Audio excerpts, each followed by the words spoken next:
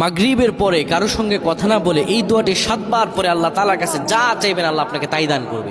অভাবে আছেন, ঋণগ্রস্ত আছেন, মাথায় টেনশন, ঋণের বোঝা, বাড়িতে থাকতে পারতেছেন না, আল্লাহ সব আপনার পেরেশানি দূর করে দেবে ইনশাআল্লাহ। যদি আপনি আমলটি করতে পারেন, আমল মানুষের জীবন বদলিয়ে দেয়, আমল মানুষের জীবনকে পরিবর্তন করে দেয়। আল্লাহ তাআলা আপনার সব দোয়া কবুল করে নেবেন ইনশাআল্লাহ।